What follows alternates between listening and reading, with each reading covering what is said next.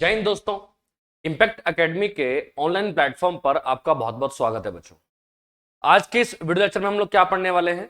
आज के इस वीडियो लेक्चर में बच्चों हम लोग पढ़ेंगे यातायात के बारे में, यानी कि ट्रांसपोर्ट के बारे में। तो ट्रांसपोर्ट का टॉपिक है हमारा और इसको अच्छे से हम क्या करने वाले हैं, डिस्कस करने वाले हैं। तो आइए बच्चों, अपना जो लेक्चर है उसे शुरू करते हैं। तो देखिए बच्चों, जब हम ट्रांसपोर्ट की बात करते हैं ना, जब हम यातायात की बात करते हैं, यातायात यानी कि ट्रांसपोर्ट, तो सबसे पहली बात तो बच्चों आपको यह पता होनी चाहिए कि भैया हमारे इंडिया के अंदर जो ट्रांसपोर्ट है, जो यातायात है, वो कितने प्रकार का है। तो बच्चों, जो यातायात है, जो ट्रांसपोर्ट है हमारे इंडिया में, वो चार प्रकार का है। कितने प्रकार का बोले तो चार प्रकार का है। कौन कौन सा? एक तो है रोड ट्रांसपोर्ट, रोड ट्रांसपोर्ट जिसे बोलते हैं सड़क यातायात, सड़क यातायात। ठीक। दूसरे नंबर पे कौन सा आ जाएगा? दूसरे पर आएगा वाटर ट्रांसपोर्ट, वाटर ट्रांसपोर्ट जिसे हम बोलते हैं जल यातायात, जल यातायात। उसके बाद नेक्स्ट मिनट,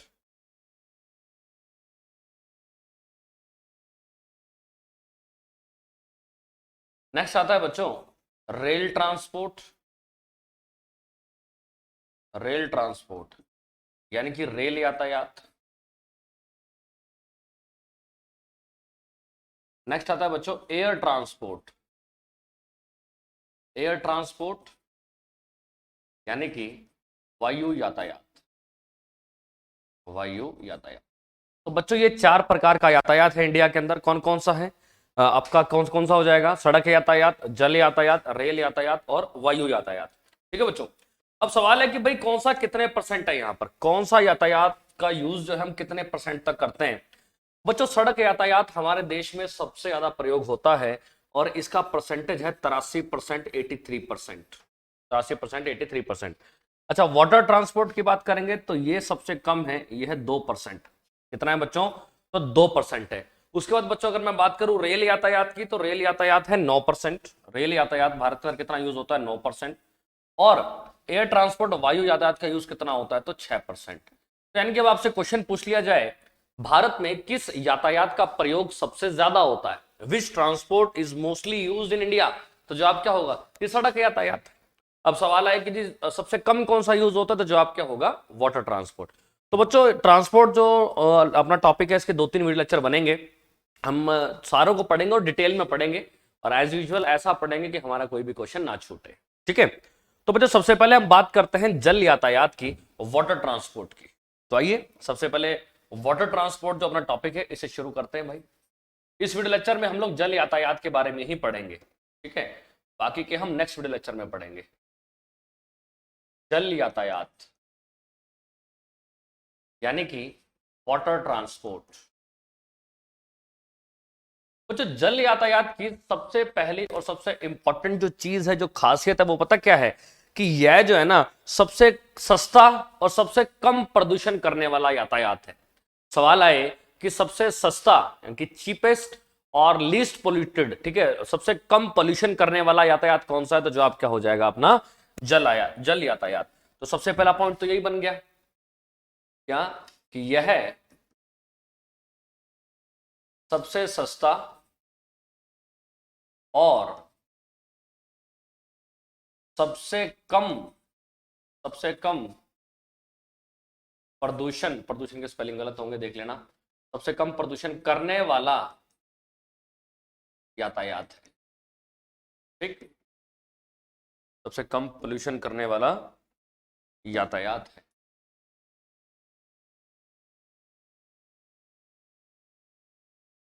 ठीक है बच्चों, ध्यान है। इंग्लिश में क्या बोलेंगे? Cheapest plus least pollution. Pollution भी सबसे कम करता है और सबसे सस्ता भी है। बच्चों अब ये जो जल यातायात है ना, इसके अंदर हम लोग बच्चों दो चीजें पढ़ते हैं। जल यातायात, वाटर ट्रांसपोर्ट के अंदर हम लोग दो चीजें पढ़ते हैं। वो दो चीजें कौन कौन सी हैं बच्चों? देखो, एक तो हम पढ़ते हैं बच्चों अंतरराज्यीय जलमार्ग, अंतरराज्यीय जलमार्ग, इंग्लिश में इसको बोलते हैं इनलैंड वाटरवेज। Inland waterways. और बच्चों इसी का दूसरा नाम भी है एक, इसका दूसरा नाम है बच्चों राष्ट्रीय जलमार्ग। राष्ट्रीय जलमार्ग इंग्लिश में बोलते हैं नेशनल वाटरवेज। नेशनल वाटरवेज, ठीक। आप लोगों ने एनएच शब्द सुना होगा, एनएच। एनएच का मतलब होता है नेशनल हाईवे। एनएच का मतलब क्या हो गया? National highway. वैसे ही होता है बच्चों एनडब्ल्यू। एनडब्ल्यू का मतलब क्या हो जाएगा? National waterways. एनडब्ल्यू का मतलब क्या हो जाएगा? तो एनडब्ल्यू का मतलब होगा नेशनल वाटरवेज, यानी कि राष्ट्रीय अंतरराज्य जलमार्ग। अंतरराज्य जलमार्ग नाम से पता चल रहा है, इनलैंड वाटरवेज नाम से पता चल रहा है क्या, कि भारत के अंदर अंदर ही, भारत के अंदर अंदर ही जो है, जो हम व्यापार करते हैं by the way of water, right. किस पर? नदियों के थ्रू। नदियों के ऊपर जब जहाज चलते हैं तो एनडब्ल्यू, वो एनडब्ल्यू के ऊपर चल रहे होंगे, ठीक है। अभी बताऊंगा कौन से एनडब्ल्यू क्या है, बस एक बार समझिए बस। अच्छा, दूसरी चीज हम क्या पढ़ते हैं यहां पर भाई जल यातायात के अंदर? दूसरी चीज हम क्या पढ़ते हैं? अंतरराष्ट्रीय बंदरगाह। दूसरी क्या पढ़ेंगे? अंतरराष्ट्रीय बंदरगाह। इंग्लिश में क्या बोलते हैं? इंग्लिश में बोलते हैं इंटरनेशनल पोर्ट्स। इंटरनेशनल पोर्ट्स, अंतरराष्ट्रीय बंदरगाह, इंटरनेशनल पोर्ट्स। बंदरगाह क्या होता है? सबको पता है बंदरगाह क्या होता है? सिंपल है भाई, बंदरगाह ऐसी जगह है जहां पर आकर जो है पानी वाले जहाज यानी कि शिप्स आकर रुकते हैं, सामान उतारते हैं, सामान चढ़ाते हैं, कई बार सवारियां भी होती हैं, राइट। जैसे हमारा बस स्टैंड है, तो जो बस स्टैंड होगा वो किससे संबंधित होगा? वो रोड यातायात से संबंधित होगा। रेलवे स्टेशन है, वो किससे संबंधित होगा? रेल यातायात से रिलेटेड होगा। अच्छा, एयरपोर्ट है, वो किससे? वायु यातायात, एयर ट्रांसपोर्ट से रिलेटेड होगा। वैसे ही जो बंदरगाह होते हैं, पोर्ट्स होते हैं, किससे संबंधित होंगे? तो ये जल यातायात से संबंधित होंगे। और जब मैं जल यातायात कह रहा हूं तो ऑब्वियस सी बात है, जितने भी बंदरगाह होंगे सारे के सारे किसके किनारे होंगे? समुद्र के किनारे होंगे, राइट। और अगर आप भारत का नक्शा अगर आपको याद हो तो आपको पता होगा कि जो समुद्र है वो सारा का सारा दक्षिण भारत में ही है ना, दक्षिण भारत को टच करता है। तो क्या मैं ये कह सकता हूं कि जितने भी बंदरगाह हैं वो सारे के सारे दक्षिण भारत में मिलेंगे? ये भी बात बिल्कुल सही है भाई, जितने भी बंदरगाह हैं वो सारे के सारे दक्षिण भारत में ही मिलेंगे आपको, ठीक है। बंदरगाह पर अभी आएंगे। सबसे पहले हम पढ़ेंगे अंतरराज्यीय जलमार्ग, उसके बाद हम क्या पढ़ेंगे? अंतरराष्ट्रीय बंदरगाह। आपको बता देता हूं बच्चों, एग्जाम पर्सपेक्टिव से सबसे इंपॉर्टेंट चीज अंतरराष्ट्रीय बंदरगाह ही है। सबसे ज्यादा एग्जाम के अंदर यही पूछे जाते हैं, अंतरराष्ट्रीय बंदरगाह से ही क्वेश्चन पूछा जाता है। क्लियर है बच्चों? समझ में आ गया? चलो, अब हम सबसे पहले क्या पढ़ने वाले हैं? अब हम सबसे पहले पढ़ेंगे बच्चों अंतरराज्यीय जलमार्ग। क्या पढ़ने वाले हैं? तो हम पढ़ेंगे अंतरराज्यीय जलमार्ग।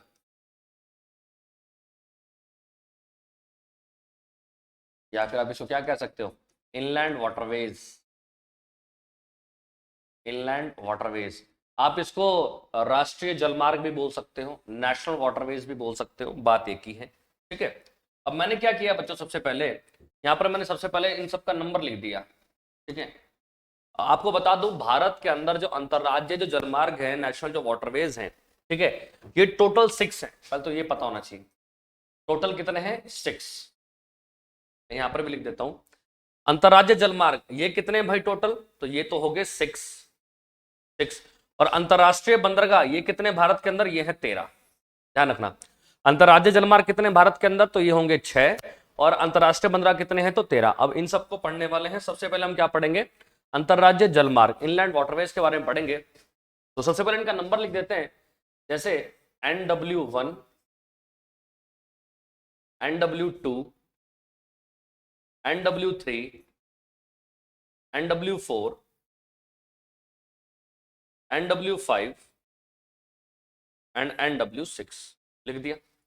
6 हैं, 6 के 6 लिख दिए, NW1, NW2, NW3, 4, 5 और 6, ठीक है बच्चों। सबसे पहली बात, NW1 कहां से कहां तक है भाई? NW1 कहां से कहां तक है? NW1 पढ़ता है बच्चों, ये पढ़ता है इलाहाबाद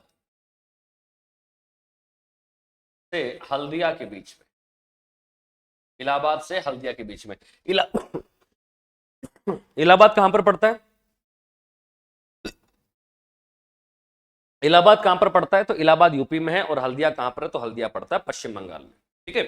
अच्छा, NW2, NW2 कहां से कहां से है?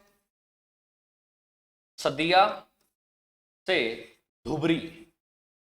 सदिया से धुबरी पड़ता है NW2, ये इसका रूट है। NW3 ये कहां पड़ता है? कोल्लम से कोल्लम से कोझिकोडे, कोल्लम से कोझिकोड, कोझिकोड, ठीक है। कोल्लम से कोझिकोड ये केरल में है। अच्छा, सदिया से सदिया डुबरी, ये दोनों कहां पर पड़ते हैं? ये पड़ते हैं असम में, ठीक है। NW4 ये पड़ता है बच्चों कक्की नाड़ा से मरकनम। NW4 कहां पे पड़ता है? कक्की नाड़ा से, कक्की नाड़ा ये आंध्र प्रदेश में है, AP लिख रहा हूं। कक्की नाड़ा से मरकनम, मरकनम, ठीक है। ये कहां पर पड़ता है? ये पड़ता है तमिलनाडु में, ठीक है बच्चों। कक्की नाड़ा से मरकम, ये हो गया NW4। NW5 कहां से? तलचर से ढामरा, कहां पर है? तलचर, ये उड़ीसा में है, OR लिख रहा हूं। तलचर से ढामरा, ये भी कहां पर पड़ता है? ये भी उड़ीसा में पड़ता है, ठीक है। कोझिकोडे कोल्लम ये केरल में पड़ता है। सदिया डुबरी ये दोनों असम में पड़ते हैं, ठीक है। इलाहाबाद यूपी में, और हल्दिया कहां पर है? पश्चिम बंगाल में है। अच्छा, लास्ट कौन सा है? लखीपुर से भंगा, NW6 कहां से कहां पड़ता है? तो ये पड़ता है भाई लखीपुर, ये असम में है। लखीपुर से बंगा, ये भी कहां पर पड़ता है? असम में पड़ता है, ठीक है बच्चों। तो ये है इन 6 के 6 का रूट, राइट। NW1 कहां से कहां तक है? इलाहाबाद से हल्दिया तक है। NW2 सदिया से डुबरी तक है। NW3 कोल्लम से कोझीघाट केरल में। NW4 कक्कीनाडा से मरकनम, कक्कीनाडा आंध्र प्रदेश में और मकरम तमिलनाडु में है। अच्छा, NW5 तलचर उड़ीसा में और ढामरा उड़ीसा, यहां से चलता है। अच्छा, NW6 लखीपुर से भंगा, जो कि कहां पर पड़ता है? असम में पड़ता है, ठीक है बच्चों। अब बात करते हैं इनकी नदियों की। ऑब्वियस ही बात है कि जितने भी जो है आपके नेशनल वाटरवेज होंगे, ये तो नदियों के ऊपर होंगे ना। अब सवाल पूछता है कोई नदी बताओ, नदी कौन कौन सी है? तो नदियां लिख देते हैं भाई यहां पर, लिख देते हैं। तो भाई जो NW1 है इसकी नदी है गंगा। यानी कि सवाल ऐसे देगा कि जो NW1 है, नेशनल वाटरवेज 1 है, वो किस नदी पर है? तो भाई वो है गंगा नदी पर, गंगा नदी पर है। उसके बाद कहता है भैया NW2 कौन सी नदी पर है भाई? तो NW2 पड़ता है बच्चों ब्रह्मपुत्र नदी पर। कौन सी नदी पर पड़ता है? तो NW2 पड़ता है ब्रह्मपुत्र नदी पर। NW3 कोल्लम से कोझिकोड पड़ता है पश्चिमी तटीय नहर। किस पर पड़ेगा? ये पड़ता है भाई पश्चिमी तटीय नहर। इंग्लिश में क्या बोलेंगे? West coast canal. पश्चिमी तटीय नहर यानी कि वेस्ट कोस्ट कैनाल, इस पर पड़ता है बच्चों, ठीक है। NW4 कृष्णा और गोदावरी दो नदियों पर है। NW4 दो नदियों पर आता है, कौन कौन सी? एक तो है कृष्णा नदी और एक कौन सी है भाई? तो एक है गोदावरी नदी। तो कृष्णा और गोदावरी इन दो नदियों पर आता है NW4। NW5 की बात करें बच्चों तो NW5 पड़ता है महानदी पर। NW5 इस पर पड़ता है महानदी पर, और सबको पता है भैया उड़ीसा में तो बहती है ना महानदी। अच्छा, लखीपुर भंगा जो कि असम में, लखीपुर भंगा ये पड़ता है बराक नदी पर। किस नदी पर? तो ये पड़ता है भाई बराक नदी। तो भाई ये हो गए नदियों के नाम, राइट। NW1 इलाहाबाद से हल्दिया गंगा नदी पर है। सदिया से डुबरी ब्रह्मपुत्र नदी पर। अच्छा, कोल्लम से कोझीघाट ये पश्चिमी तटीय नहर पर। कक्कीनाडा से मरकनम कृष्णा गोदावरी। तलचर से ढामरा महानदी। लखीपुर से बंगा क्या हो जाएगा? बराक नदी। अब बात करते हैं बच्चों इनकी लंबाई कितनी है। लंबाई NW1 की लंबाई सबसे ज्यादा है, 1620 किलोमीटर है भाई। NW1 जो है ना, NW1 इसकी जो लंबाई है वो है 16 से 20 किलोमीटर। 1620 किलोमीटर लंबाई। हालांकि पूछता नहीं है कि इसकी लेंथ क्या है, लेकिन हाँ फिर भी पता होना चाहिए। अच्छा, NW2 891 kilometre. NW2 891 kilometre. NW2 क्या होगा? 891 किलोमीटर। NW3 क्या भाई? NW3 की लेंथ पड़ती है 205 किलोमीटर। NW3 की लेंथ क्या पड़ेगी? 205 किलोमीटर। उसके बाद NW4 1095 किलोमीटर। NW4 कितना है भाई?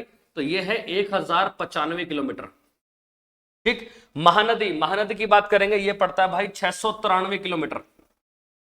महानदी के ऊपर जो तलचर ढामरा का जो रूट है NW5 ये है 693 किलोमीटर, ठीक है। और NW6 ये है 121 किलोमीटर का। ये कितना होगा? 121 किलोमीटर, ठीक है बच्चों। ध्यान रखना इस चीज का। यहाँ पे 693 मत करो, यहाँ पे 623 कर लो। 623 किलोमीटर इसकी लेंथ है, ठीक है। चलो, तो ये चीज समझ में आ गई ना। तो अंतरराज्यीय जलमार्ग बस इतना ही है, बताओ। और इसमें आपको यह चीज याद करने वाली मिलेंगी। सबसे पहली बात, टोटल कितने अंतरराज्य जलमार्ग? 6 हैं भाई, ठीक है।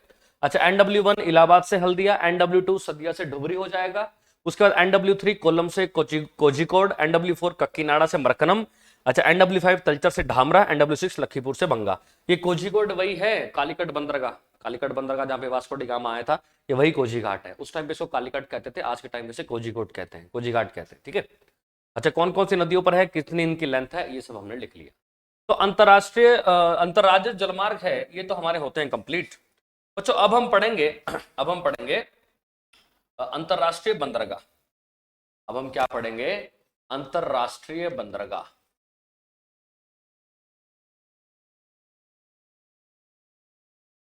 और इसे बच्चों इंग्लिश में बोलते हैं इंटरनेशनल पोर्ट्स, इंटरनेशनल पोर्ट्स, ठीक है बच्चों। अंतरराष्ट्रीय बंदरगाह यानी कि इंटरनेशनल पोर्ट्स। अब मैंने बताया था अभी, अंतरराष्ट्रीय बंदरगाह भारत के अंदर टोटल हैं कितने? तो भारत के अंदर टोटल है 13 अंतरराष्ट्रीय बंदरगाह। कितने हैं? 13 अंतरराष्ट्रीय बंदरगाह हैं, ठीक। तो देख लेते हैं मैप पर भाई कौन कौन से हैं। तो भाई ये हो गया हमारा दक्षिण भारत। मैंने आपको बताया था जितने भी बंदरगाह होंगे, जितने भी बंदरगाह होंगे, वो सारे के सारे दक्षिण भारत में होंगे, सारे के सारे कहां होंगे? दक्षिण भारत में होंगे। तो भैया ये 13 अंतरराष्ट्रीय बंदरगाह हैं, ठीक है। अब 13 की तरह सबसे पहले लोकेशन बना लेते हैं, कौन सा किधर है भाई। सबसे पहला तो है भाई इधर, सबसे पहला इधर है, इसका नाम है बच्चों कांडला। क्या नाम है बोले तो? कांडला। और ये पड़ता है बच्चों गुजरात में, जीजे लिख रहा हूं, जीजे मतलब गुजरात, ठीक है। दूसरा बच्चों पड़ता है इधर, इसका नाम है मुंबई। क्या नाम है बोले तो? मुंबई। तीसरा है इधर, इसका नाम है बच्चों नहावा शावा। क्या नाम है बोले तो? नहावा शावा। और मुंबई और नहावा शावा ये दोनों के दोनों कहां पड़ते हैं? दोनों पड़ते हैं महाराष्ट्र में, महाराष्ट्र में, ठीक। नेक्स्ट है बच्चों इधर, इसका नाम है मरमैग्मा। क्या नाम है बोले तो इसका नाम है मरमैग्मा। कहां पर पड़ता है ये? तो ये पड़ता है भाई गोवा में। ये कहां पर पड़ेगा? गोवा में। नेक्स्ट है बच्चों इधर, इसका नाम क्या है? इसका नाम है बच्चों न्यू मैंगलोर। क्या नाम है? तो न्यू मैंगलोर। और ये कहां पर पड़ता है भाई?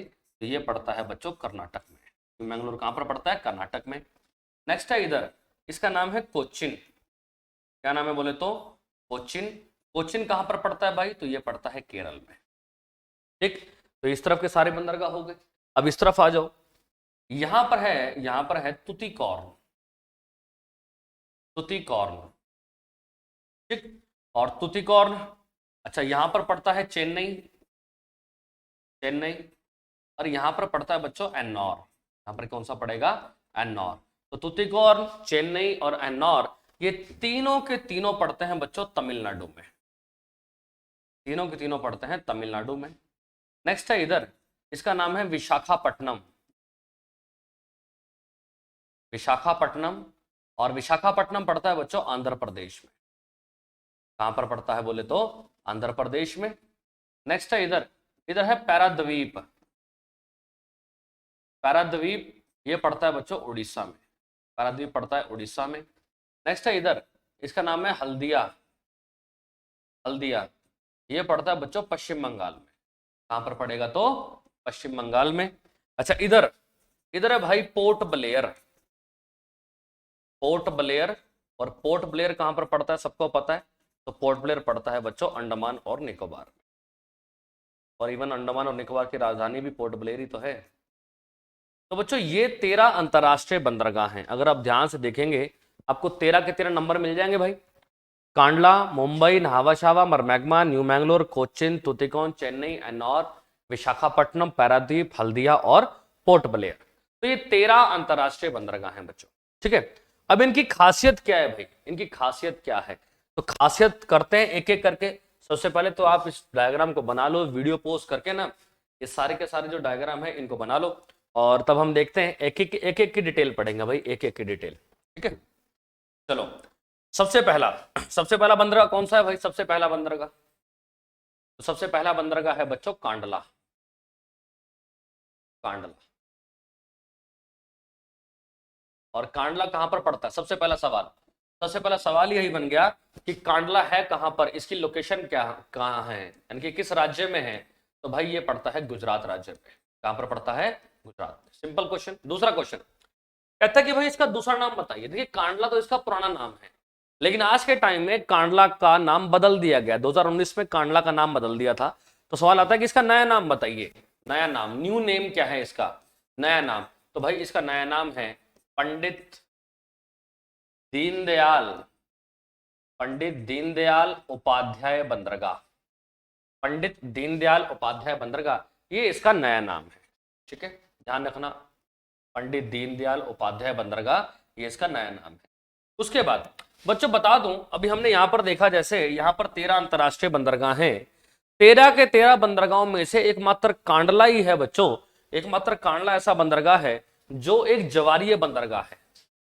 कैसा बंदरगाह है ये एक जवारीय बंदरगाह है, जवारीय बंदरगाह, इंग्लिश में बोलते हैं बच्चों टाइडल पोर्ट, टाइडल पोर्ट है ये।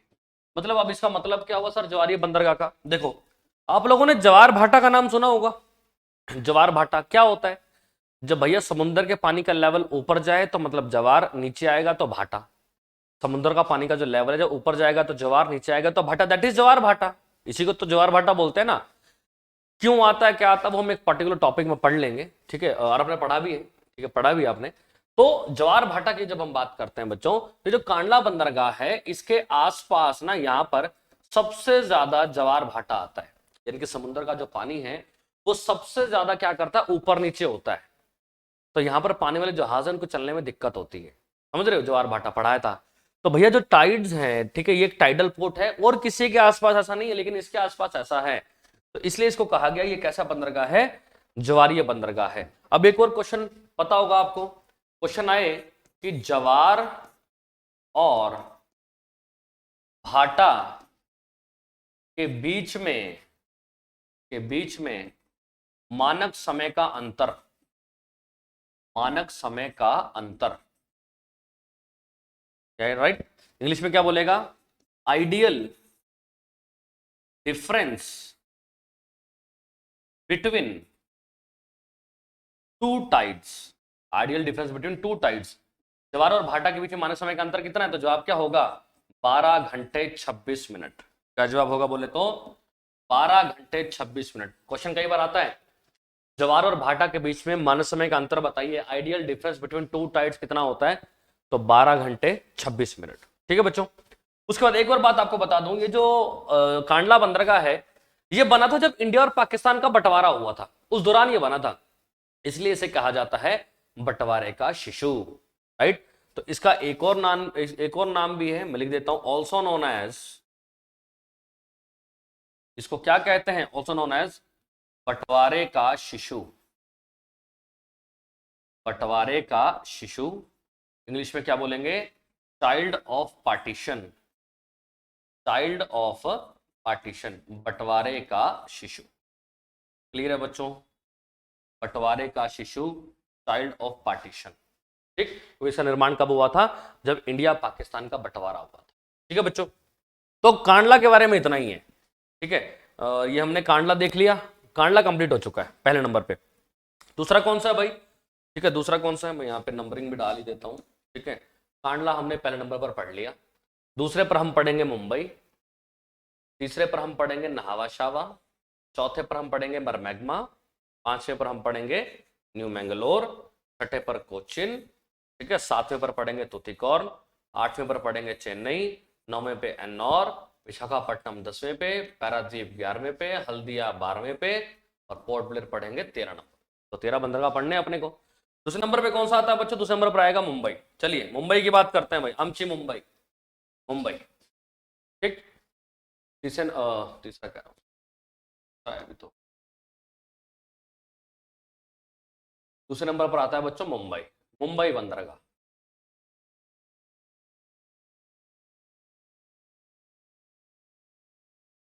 तो सबसे पहली बात, मुंबई बंदरगाह कहां पर है भाई, किस राज्य में है?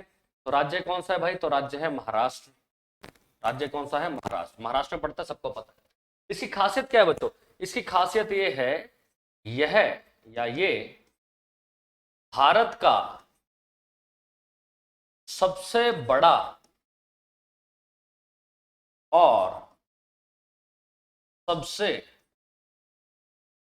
व्यस्त बंदरगाह है।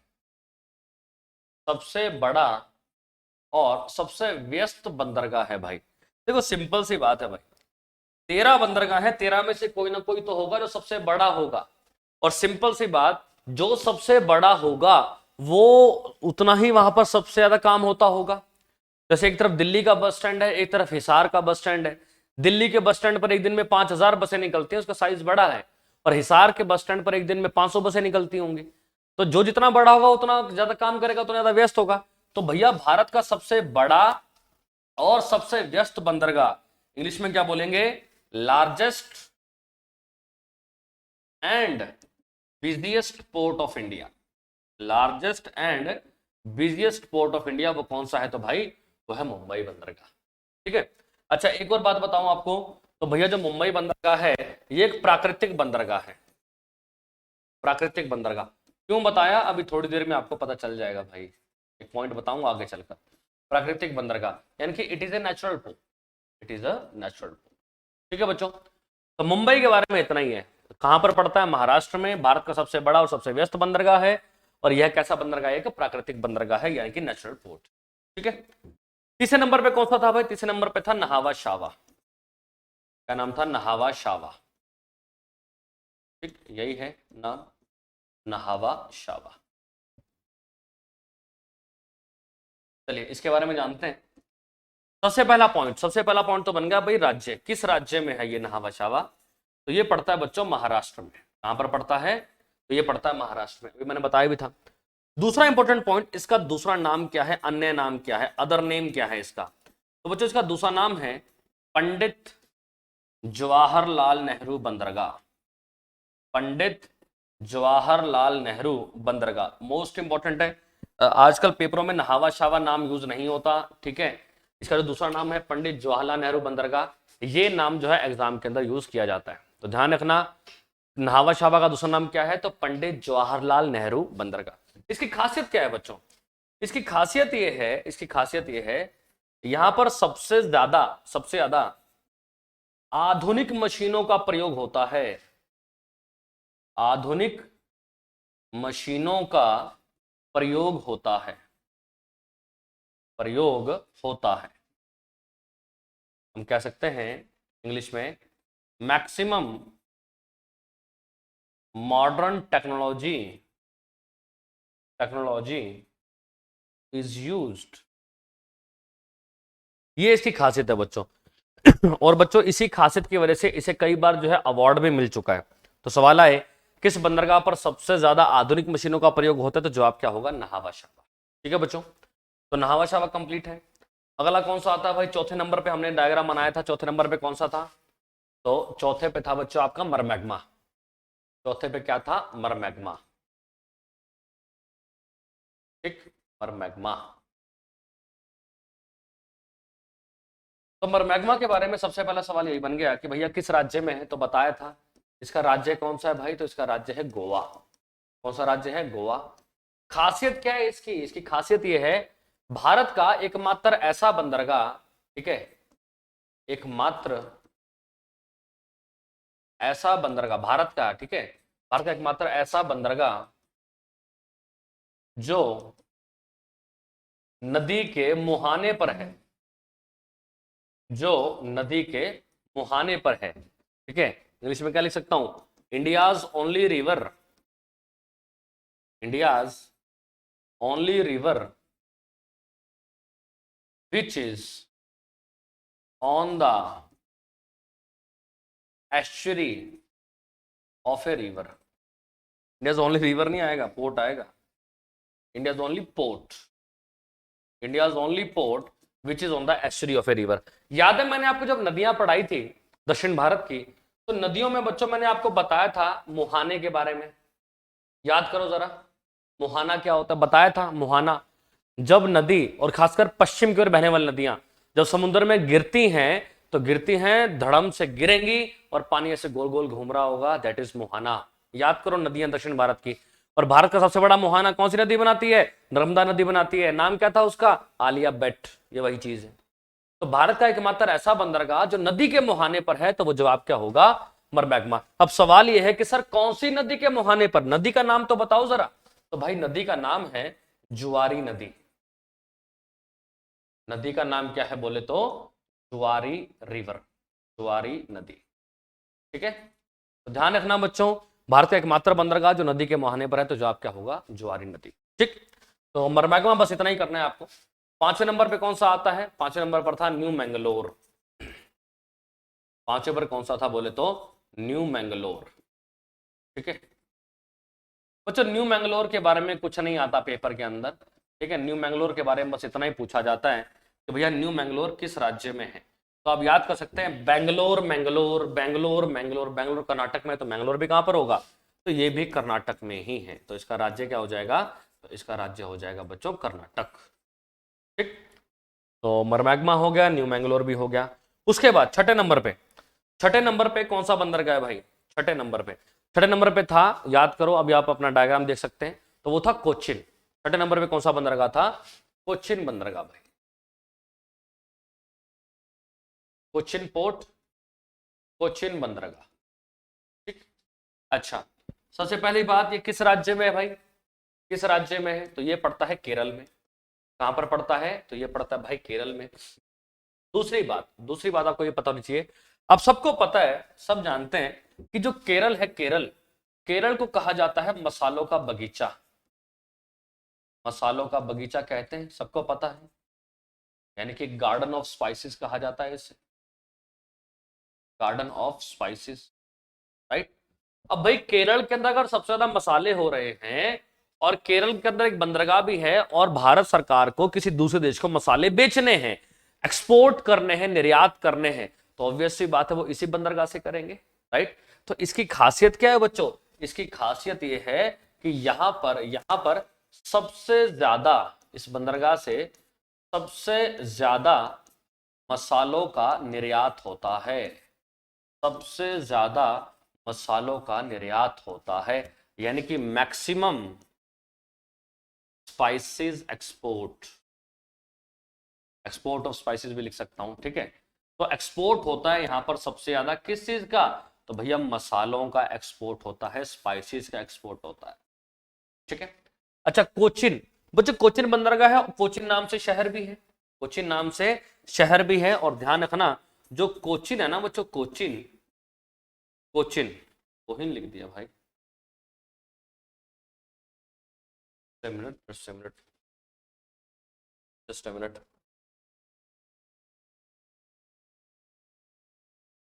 ठीक है, चलो अब ठीक है, टेक्नोलॉजी का ऐसे ही है भाई।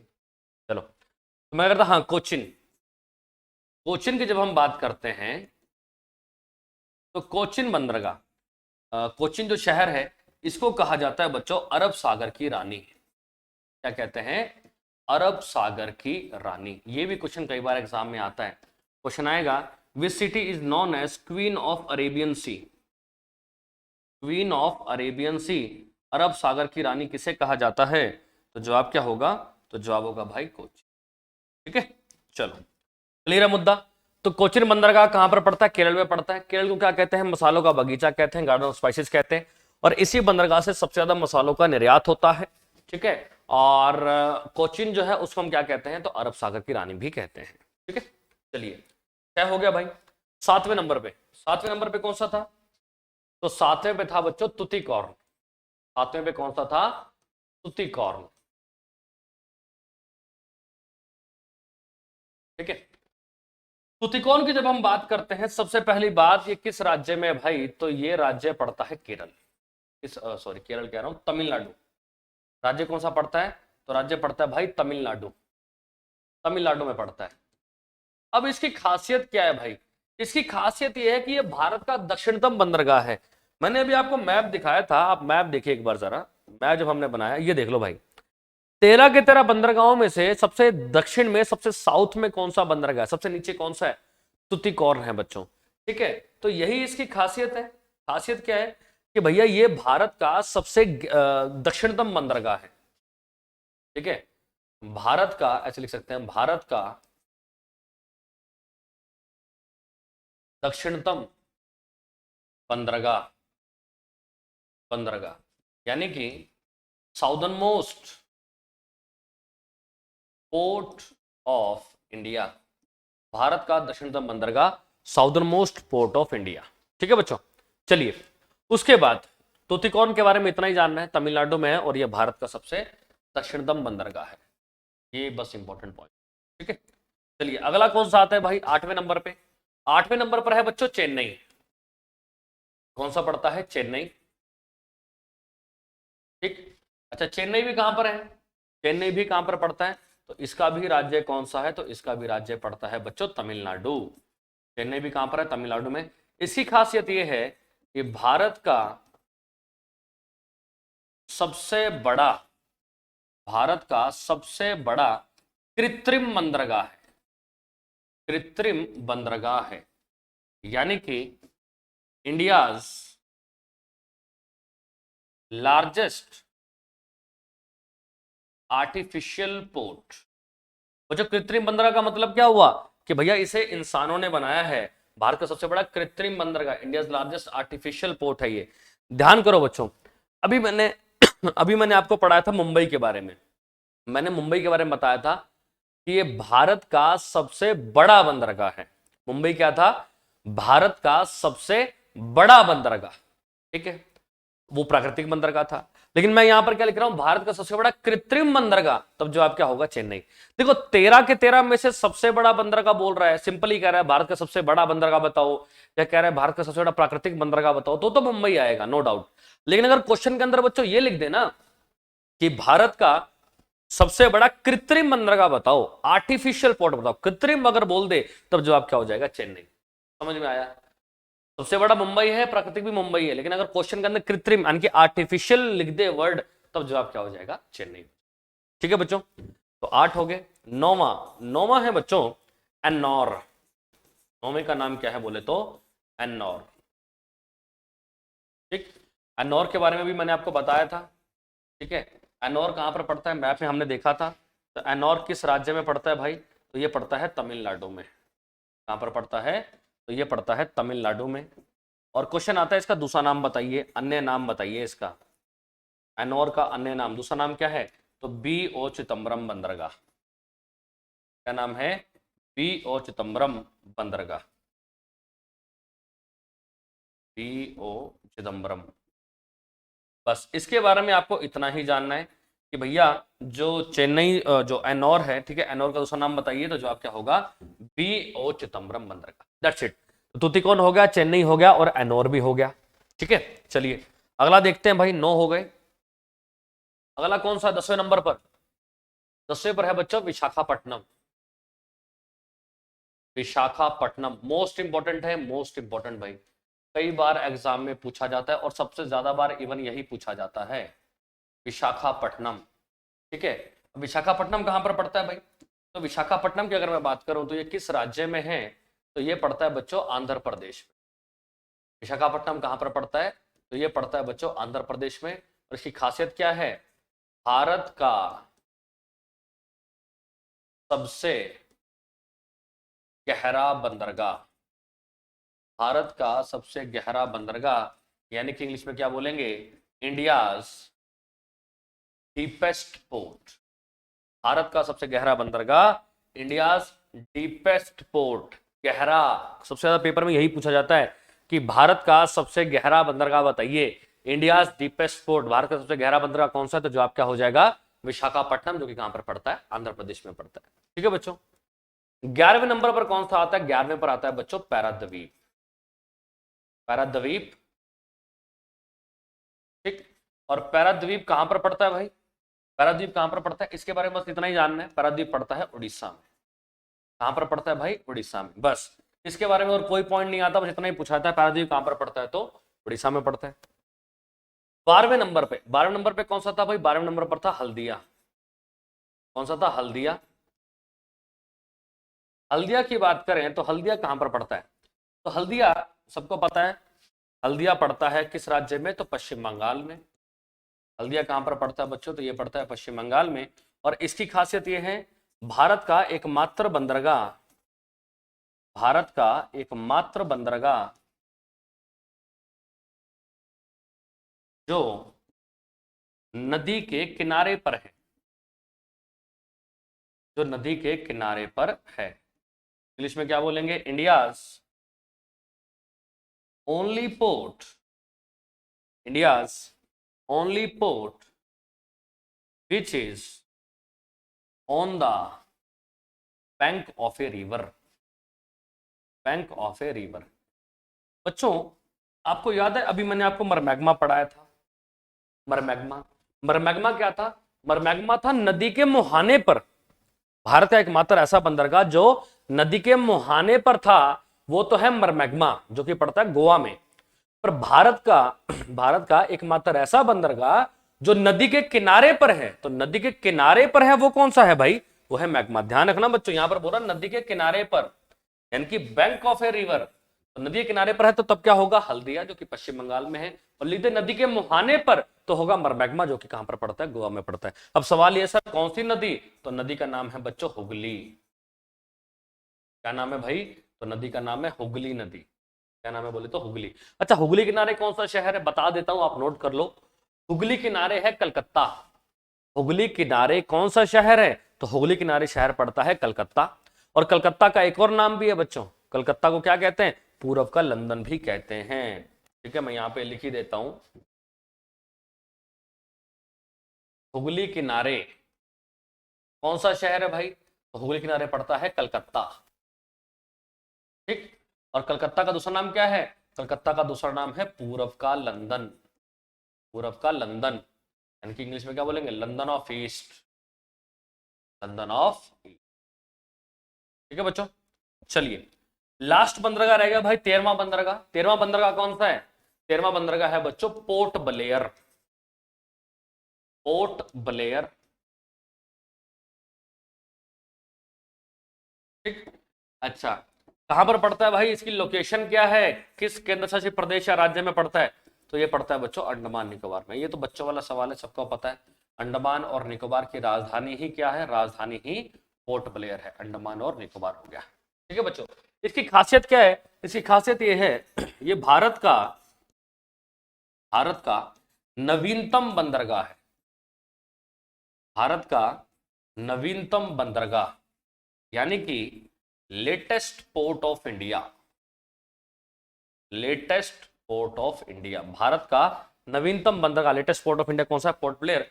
पोर्ट ब्लेयर ने बच्चों 2010 में ही काम करना शुरू किया है, उससे पहले ये नहीं था। अभी 14वां बन रहा है, एक और भी लेटेस्ट हो जाएगा, उसका नाम है वधावन पोर्ट।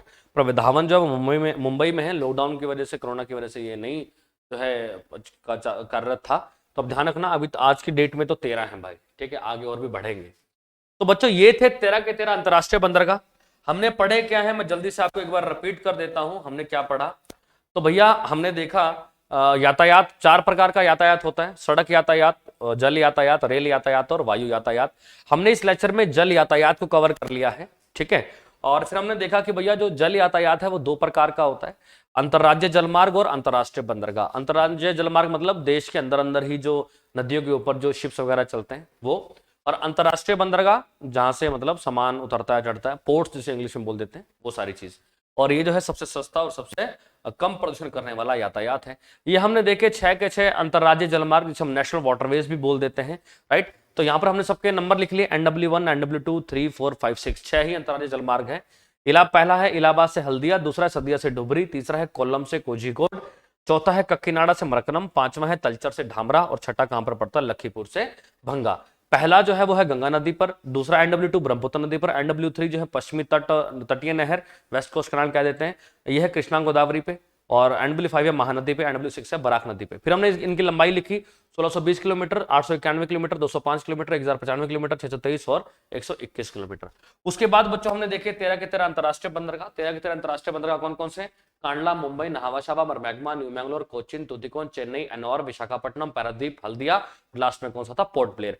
फिर बच्चों हमने इन सबकी खासियत क्या क्या लिखी। खासियत देखो, कांडला कहां पर पड़ता है? गुजरात में पड़ता है। कांडला का दूसरा नाम क्या था? पंडित दीनदयाल उपाध्याय बंदरगाह, राइट। अच्छा, कांडला के बारे में एक और खासियत कि भैया ये एक ज्वारीय बंदरगाह है। ज्वार और भाटा के बीच में मानक समय का अंतर कितना है? 12 घंटे 26 मिनट। अच्छा, इसको बंटवारे का शिशु भी कहते हैं। क्यों कहते हैं? क्योंकि ये बना था जब इंडिया और पाकिस्तान का पार्टीशन हुआ था। मुंबई की बात करेंगे बच्चों, मुंबई भारत का सबसे बड़ा बंदरगाह है। सबसे बड़ा होगा तो ऑब्वियस सी बात है सबसे व्यस्त भी तो यही होगा, सबसे बिजी भी यही होगा, राइट। कहां पर पड़ता है? तो महाराष्ट्र में पड़ता है। नहावा शावा भी कहां पर है? महाराष्ट्र में। लेकिन नावा शावा का दूसरा नाम क्या है? पंडित जवाहरलाल नेहरू बंदरगाह। और यहाँ पर सबसे ज्यादा जो है आधुनिक मशीनों का प्रयोग होता है, मॉडर्न मशीन्स का यूज होता है। मरमैग्मा कहां पर पड़ता है? गोवा में। और भारत का एकमात्र ऐसा बंदरगाह है जो नदी के मुहाने पर है, एस्चुरी पे। मुहाना मैंने आपको बताया था क्या होता है। न्यू मैंगलोर कहां पर पड़ता है? कर्नाटक में, कोई इंपॉर्टेंट नहीं है। कोचिन कहां पर पड़ता है?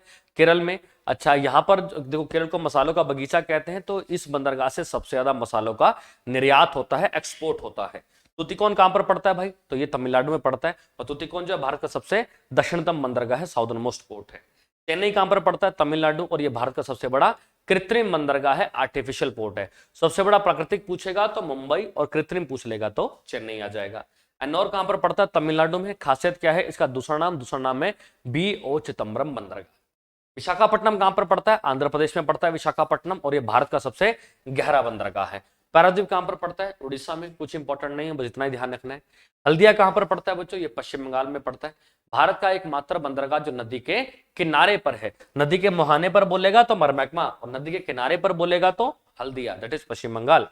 पोर्ट ब्लेयर कहां पर पड़ता है? अंडमान निकोबार में पड़ता है, जो कि भारत का सबसे लेटेस्ट बंदरगाह है, यानी कि नवीनतम बंदरगाह है।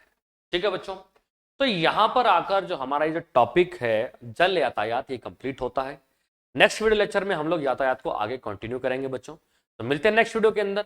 Thank you so much. जय हिंद, जय भारत।